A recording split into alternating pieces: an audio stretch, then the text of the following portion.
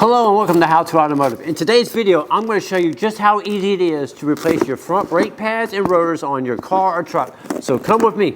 So I wanted to start this video out by saying thank you to AutoZone for helping us out with all the parts in this video. So like I said, we're going to be replacing brake pads and rotors. I'm using a Jeep Cherokee here. This is going to be very similar to just about anything out there that you're working on. So first thing you want to do is go get yourself some quality parts. We're using Duralast brake parts from AutoZone. So one of the things I like about the Duralast brake pads and rotors is they're designed to fit exactly like the OEM did. So they come with all the hardware necessary to put them on your vehicle. They have the chamfering for quiet and smooth braking. Everything you need for a perfect brake job. So we're gonna get started by getting this vehicle jacked up. All right, so we're going to use floor jacks and jack stands to jack this up, but I want to give you a quick tip is before you jack up the car and take the wheels off the ground, you want to get yourself a breaker bar and loosen up the lug nuts just at least. That'll make it easier to get it off, because if you're up in the air and you try to do it, the wheel most likely just spin on you and you'll have a hard time unless you have an impact tool. But we're doing this DIY style, just like you guys would do it in your driveway, so I recommend at least loosening the lug nuts up prior to jacking it up. Also, when you're jacking your vehicle up, it's also a good idea to chock the wheels. That way the vehicle doesn't roll when you're jacking your car up. Once you get your lug nuts loose, now we can go ahead and jack it up. So we're going to jack it up here from the frame. On most cars, there's a jacking point. So on most cars, there'll be jacking points to jack it up. You want to use your owner's manual in the vehicle to look for those, and that's where you're going to set your jack stands. What we're going to do is we're going to find a solid piece of frame, and we're going to slide the jack underneath the vehicle and jack it up from the frame, put the jack stands under the pinch point. This vehicle, I got the jack right there under the lower control arm, right where it mounts to the subframe. So I'm going to jack it up there. You do not want to jack up on oil pans or anything like that. So now I got the vehicle in a good spot where I can jack it up. I'll go ahead and pump it up. So as you can see, I got the jack stand underneath here. You can see the arrow right here pointing to where it's supposed to mount, and there's the little pinch weld on the body you want to put it. So that's following the instructions through the manual. Go ahead and drop your vehicle down onto your jack stand. So a tip for you guys is if you're working in an asphalt driveway, is to put a piece of wood underneath your jack stand. These feet right here will sink into the asphalt. When it gets hot, the asphalt will get soft and can make your jack stand unstable. So put a piece of wood underneath it. Added bonus tip is when you take your tire off, is if you put it underneath the vehicle and something should fall, you got that right there as extra protection. A quick tip for you when you're getting ready to work on the brakes now is to turn the wheel so everything is rotated out to where you can get easy access to the back of it. So I'm going to do that right now. All right, so the first thing we need to do is get the caliper off. On this particular vehicle, I have this little external clip that keeps everything squeezed together and from rattling around. We need to pop that off. I'm just going to use the rotor here as to pry on, and there's got these little grooves that these tabs will go inside right here. So if you give it a little pry like this, that pries it out. Now with your fingers you can pull it off like that.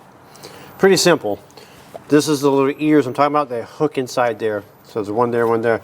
Now on this caliper here, some of them they just have bolts here and a bolt here. This one has the bolts, but it also has these little dust caps to prevent dirt and grease and dirt getting inside the slides here to keep it sliding nice and smooth.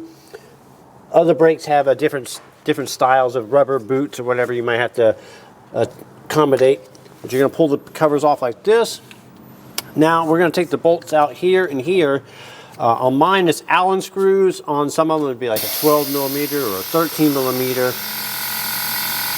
My air suspension there is self-leveling, trying to do a self-leveling because I got this suspension hanging here. Anyways, so also you may have a lip on your rotor if it's really worn out. So it may require you to put your pry bar or a pry tool in here and give it a little pry like that. And what that's doing is pushing the piston in enough so when you take the bolt calipers off, the calipers will slide off and they won't hang up on the rotor. Now I'm using a flex head ratchet here with a little, about a 3-inch extension just to work around the brake lines and stuff like that. Now I'm just going to crack that free, spin that one out, and then we'll do the same thing with the bottom bolt here. All right, now that I got the calipers unbolted, I'm going to take these pins out so I can clean these up and lube these up later. Right now we're going to take the caliper off. Now you do not want to let the caliper hang from the brake hose. One, because this one has an ABS line attached to it and it can damage the hose or the ABS sensor. So you kind of want to set it somewhere where it's like it rests like that, or if you need to, you could tie it up to another suspension part and let it be suspended from that. Now we can go ahead and take our brake pad off. Get that out of here. Now we need to remove the brake caliper cage here. This is what the caliper mounts onto, and this bracket mounts to the spindle. So we need to unbolt that. So there's a couple bolts here in the back that we need to remove. All right, now we need to get to the bolts on the back of the cage here. On this particular case, it's a female Torx socket that I need to get these bolts out.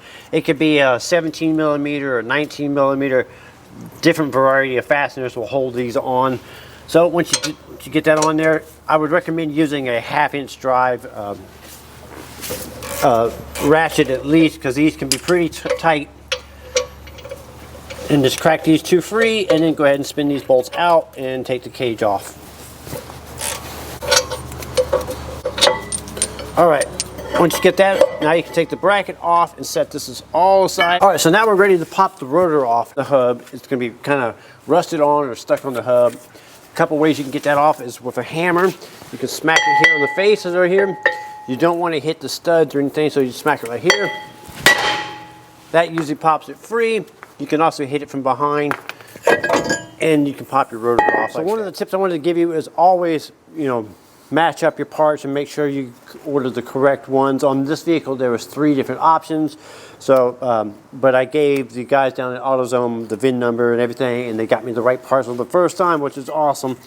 So one of the things you need to do is you need to prep the rotor before you install that, and you also need to prep the hub. The first thing to do to prep the rotor is pretty simple. Is you're going to need some shop towels or rags. One thing you may notice when you unbox your rotors is it might have a thin layer of oil on it. You want to use a little bit of brake clean on a rag. So we just here at the shop, we just use bulk version, but you can grab yourself a aerosol can of brake clean and just give it a good wipe down, or you can use soap and water, and that will degrease the rotors and make them ready to go to be installed. Right, before we install a rotor, we need to prep the hub. The hub needs to be as clean of rust and debris as we can possibly do it. I'm using a wire brush on a drill. You can use a hand wire brush. Just want to clean off the hub. While we're at it, we can also go ahead and tackle the bracket here. So you want this to be free of rust and debris too, and smooth as it can be. A wire brush worked really well for that.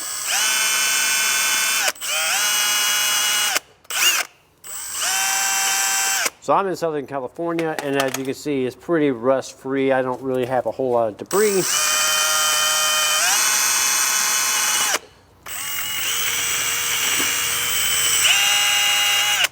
Now that my bracket's all cleaned up, my hub is all cleaned up, we can go ahead and install the rotor.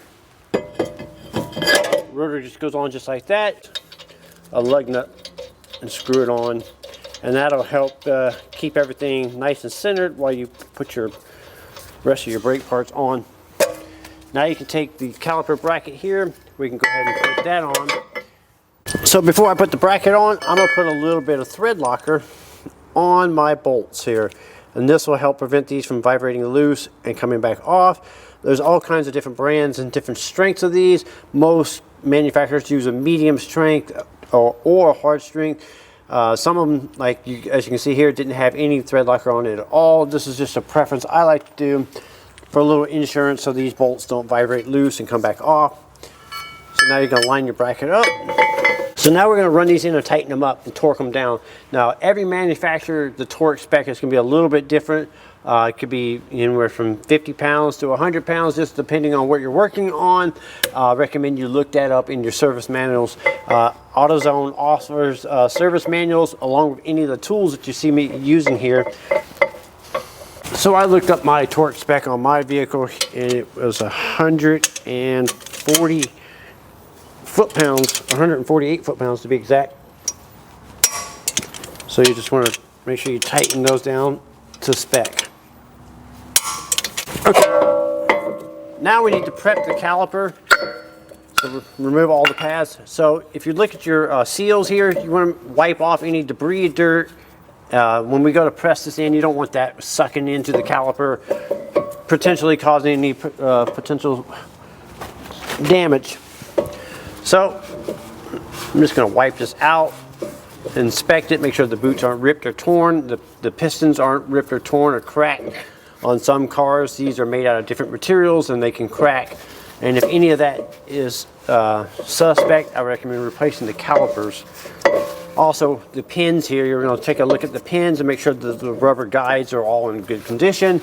And on some manufacturers, they recommend changing these out, and you can change these parts out on some cars. This particular one does not. Also, on some brands, they have metal sleeves and stuff that go over the brackets here. Your brake pads should come with those in the kit. This particular model did not have those, so it doesn't come with it in the kit. So just swap out any of the clips. Maybe a clip here that would keep pressure on the pads here. On some models, this one doesn't have that. This one has the metal clip here that kind of sucks everything together, this style. So with everything clean, now we need to compress this piston back into its bores. All right, to get the pistons back into the bores, one of the things you want to do is take one of the old pads, slap it up here, and you can either use one of the tools like this, where this tool works pretty good. It just goes in here, you cock it like a cocking gun. As you squeeze it, it pushes that and pushes the pistons in. This is kind of a fancy tool. You may or may not have something like this, but just about everybody has a C-clamp, or these are very inexpensive. You can pick up. You can put the C-clamp on here, and you can turn it in, and that'll pull the piston into the bores here.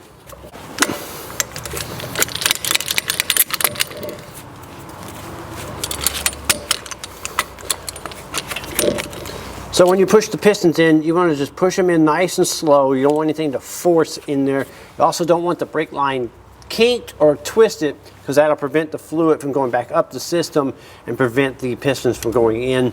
You'll have a hard time. So you want to press that in just like that until it bottoms out. Once it bottoms out, just like that. So now we're going to prep the brake pads. So I matched them up with the old ones, make sure everything is right. Now I'm going to take a little bit of silicone-based grease. This is called Seal Glide. So you put a little bit on the back of the pads and rub those in. You do not want to get it on the surface here, just on the backing plates here. And this will help prevent squeaks. Also on the caliper slides, you can put a little bit here. You don't want to put a lot, because if you put too much, it'll build up dirt and dust, and it'll actually prevent it from sliding. So you want to put this silicone base. Make sure it's not petroleum based. It's silicone based grease made specifically for brakes. You can pick this up at your local AutoZone.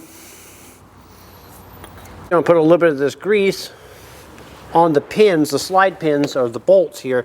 So these slide back and forth in here. The caliper slides back and forth as it squeezes. It makes everything nice and smooth.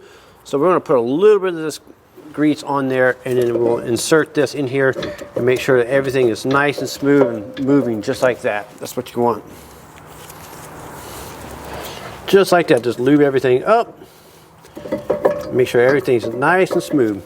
Now we can go ahead and clean our hands, and we're going to put our pads on. We don't want to touch the surface with our hands, bare hands. We don't want the grease or grime on it. So you want that in just like that. Now this one goes on the caliper bracket here. So you want to slide those on just like that. Now here's a very important thing.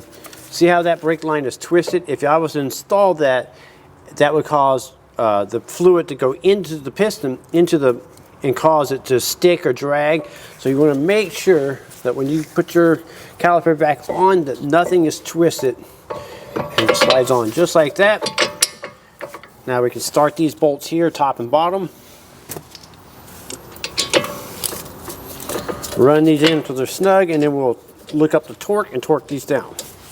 So like I said, every torque is different on every vehicle. Just look it up in your service manual and make sure you torque them down. This one's torqued at 41 foot-pounds.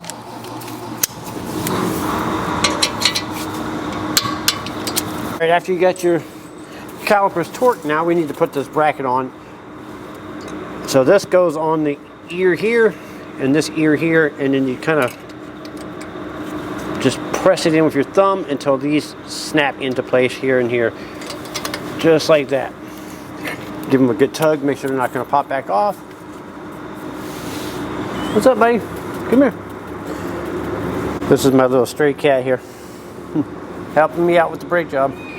Now that I got my brake calipers back on and torqued, go ahead and put the covers on. Got all my clips and hardware on. Now we're going to go ahead and remove the lug here and put the wheel back on and torque that down. Now that we've got the wheels back on, run in until they're snug but not torqued yet, we can go ahead and lower it down to the ground. Once it's on the ground, now we can go ahead and torque our wheels to spec in a star pattern.